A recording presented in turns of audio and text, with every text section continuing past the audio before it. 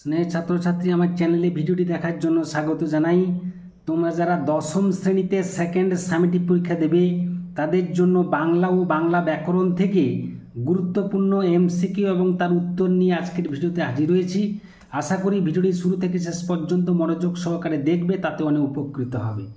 যে প্রশ্নগুলো তোমাদের জন্য তুলে ধরা হয়েছে এবং উত্তর তুলে ধরা হয়েছে এগুলো কিন্তু পরীক্ষায় আসার সম্ভাবনা প্রবল, তো মনোযোগ সহকারে বিষয়টি একটু দেখে নাও। একের থেকে প্রশ্ন, বুড়ো মানুষের কথাটা শুনো, বুড়ো মানুষটি কে? উত্তর হবে নিমাইবাবু। জীবনহারা ও সুন্দরকে ছেদন করতে কে আসছে? উত্তর হবে নবীন। প্রতিফল কি সমাস? উত্তর হবে অব্যয়ীভাব সমাস। ব্যাসবাক্যে সাধারণ ধর্মের উল্লেখ থাকে কোন সমাসে? উত্তর হবে উপমান কর্মধারয় সমাসে। সপ্তাহে হরিদা বহুরূপী সেজে কবার বাইরে যান? উত্তর হবে একদিন। মাদুরের উপর পড়েছিল, কি পড়েছিল? উত্তর হবে সাদা উত্তরীয়, ঝোলা এবং গীতা। বাবুটির স্বাস্থ্য গেছে, বাবুটিকে তার বয়স কত? বাবুটি হলেন সব্যসাচী মল্লিক, তার বয়স 30-32-এর অধিক নয়। সাজিলা রথীন্দ্রস্ব বীর আভরণে কার কথা বলা হয়েছে? উত্তর হবে ইন্দ্রজিতের কথা বলা হয়েছে। মহাসিন্ধু সমাসবদ্ধ পদটি কোন সমাসের দৃষ্টান্ত? উত্তর হবে কর্মধারয় সমাস। উপমেয় ও উপমানের মধ্যে অভেদ কল্পনা করা হয় কোন সমাসে? খুবই গুরুত্বপূর্ণ প্রশ্ন। উত্তর হবে রূপক কর্মধারয় সমাসে। বাইজির ছদ্মবেশে হরিদার রোজগার কত হয়েছিল? উত্তর হবে 8 টাকা 10 আনা। 12 থেকে প্রশ্ন, উত্তরীলা বীর দর্পে অসুরারি রিপু, অসুরারি রিপুকে? উত্তর হবে ইন্দ্রজিৎ বা মেঘনাদ বা দেবরাজ ইন্দ্রের শত্রু। অট্টরোলের হট্টগোলে স্তব্ধ চরাচর, অর্থাৎ এখানে উল্লেখ আছে অট্টরোলের হট্টগোলে চরাচরের অবস্থা কেমন? উত্তর হবে স্তব্ধ। পরবর্তী প্রশ্ন 14 দাগে, জলে আতঙ্ক সমান জলাতঙ্ক, এটি কোন সমাস? উত্তর হবে অপাদান তৎপুরুষ সমাস। প্রলয় উল্লাস কবিতাটি কোন কাব্যগ্রন্থের অন্তর্গত? উত্তর হবে অগ্নিবীণা কাব্যগ্রন্থের অন্তর্গত। অভিষেক কাব্যাংশটি কোন কাব্যের কত সংখ্যক স্বর্গ? উত্তর হবে অভিষেক কাব্যাংশটি মেঘনাদ বধ কাব্যের প্রথম স্বর্গ। তোরা সব জয়ধ্বনি কর, এই চরণটি প্রলয় উল্লাস কবিতায় কতবার ব্যবহৃত হয়েছে? উত্তর হবে 19 বার। জগদীশবাবু বিরাগীকে কত অর্থ প্রণামী দিতে চেয়েছিলেন? উত্তর হবে 101 টাকা। ট্রেনের ভিতরে অপূর্বতার ভোজ্যবস্তু কোন ধরনের পাত্র থেকে বের করেছিল? উত্তর হবে পিতলের। দশানন সমাসবদ্ধ পদের সমাসটি হলো? উত্তর হবে বহুব্রী সমাস। ব্যাসবাক্য হচ্ছে 10 আনন যার। কথাই বলে পরধর্ম ভয়াবহ, কথাটি বলেছিল কে? উত্তর হবে গিরিশ মহাপাত্র। পূর্বপদের বিভক্তি লুপ্ত হয়ে পরপদের অর্থ প্রাধান্য পায় কোন সমাসে বা যে সমাসে? সেটি হলো উত্তর হবে তৎপুরুষ সমাসে।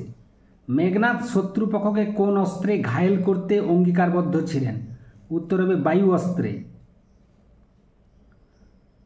পরবর্তী প্রশ্ন, যুদ্ধে স্থির থাকেন যিনি, এই ব্যাসবাক্যটির সমাসবদ্ধ পদটি হবে যুধিষ্ঠির। পরবর্তী প্রশ্ন, খুব হয়েছে হরি, এইবার সরে পড়ো, বক্তাকে? উত্তর হবে কাশীনাথ। এর পরবর্তী প্রশ্ন 26-এর দাগে, উল্কা ছোটায় নীল খিলানে, নীল খিলান বলতে বোঝানো হয়েছে? উত্তর হবে নীল আকাশ। সংযোজক অব্যয়ের ব্যবহার হয় কোন সমাসে? দ্বন্দ্ব সমাসে। কর্মধারয় সমাসে প্রাধান্য থাকে কোন পদের অর্থ? উত্তর হবে পরপদের বা উত্তর পদের অর্থ। গহন কাননে ড্যাশ বাঁধিলে সাধে করি পদ, শূন্যস্থানে পূরণ করতে হবে, উত্তর হবে ব্রততী। তাছাড়া এত বড় বন্ধু, বন্ধুটিকে? উত্তর হবে ক্রিশ্চান মেয়েটি। এই ক্রিশ্চান মেয়েটি ছিল অপূর্বর বড় বন্ধু। তুমি তো ইউরোপিয়ান ন, বক্তাকে? উত্তর হবে বর্মা সাব ইন্সপেক্টর। आश्चर्य नहीं है बाबू साहेब, बाबू साहेबटी के? उत्तर में रामदास तलवारकर। बाबूजी मैंने आपको जरूर कहाँ देखा, बाबूजी के? वक्ता के। বাবুজি হলেন গিরিশ মহাপাত্র এবং বক্তা হলেন রামদাস তলওয়ারকর।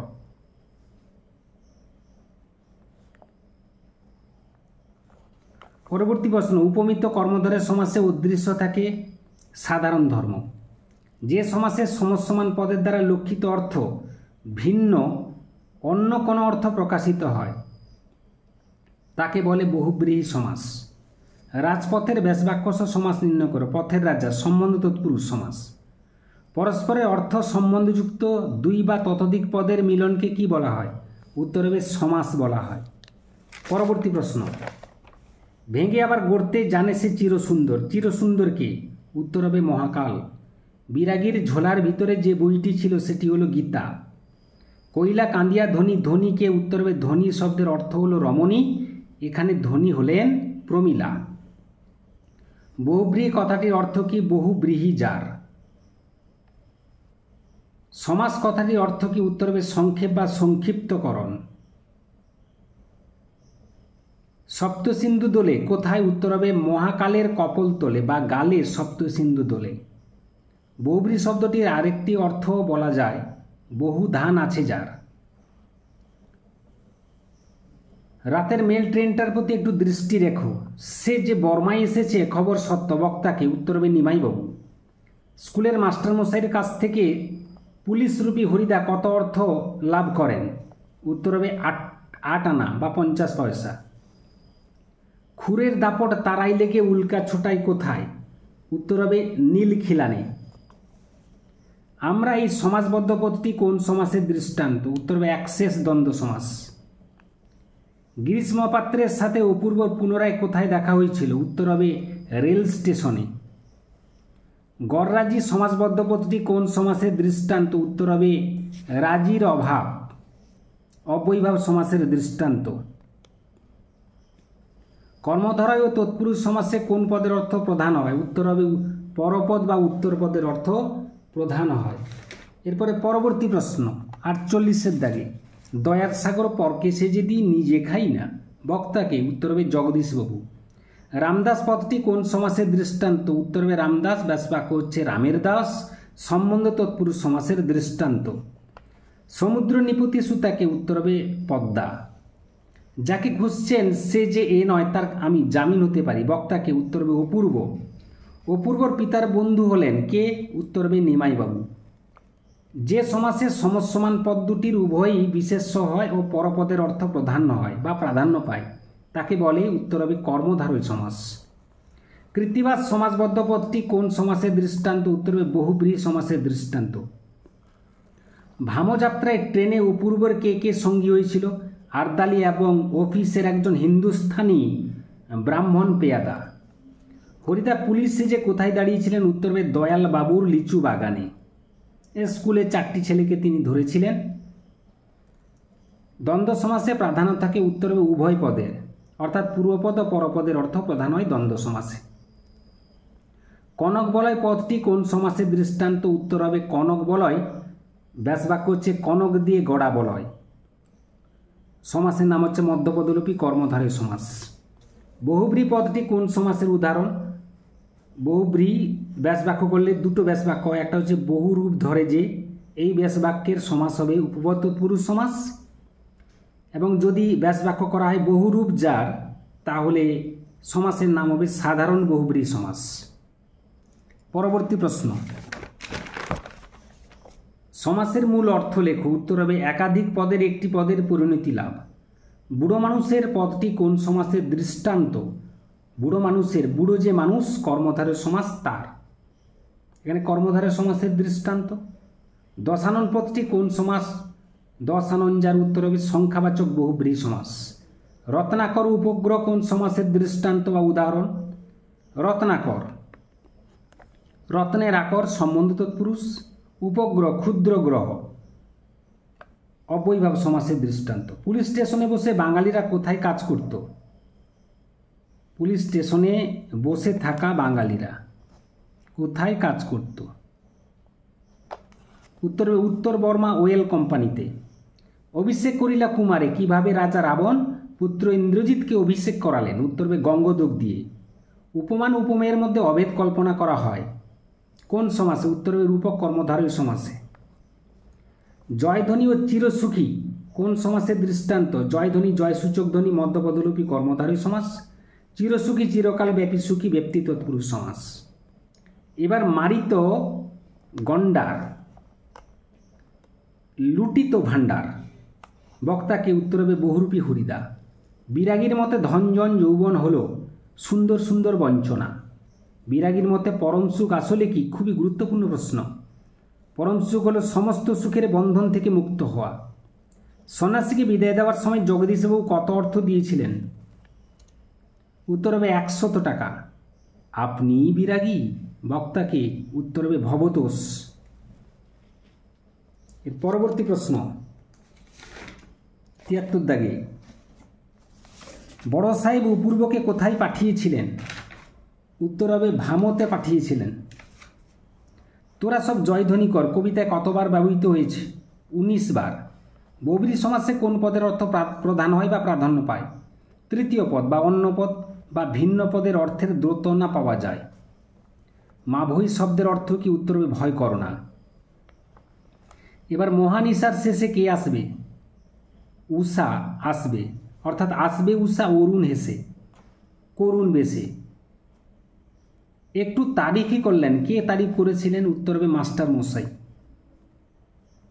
সে ভয়ানক দুর্লভ জিনিসটি কি? উত্তর হবে সন্ন্যাসীর পদধূলি।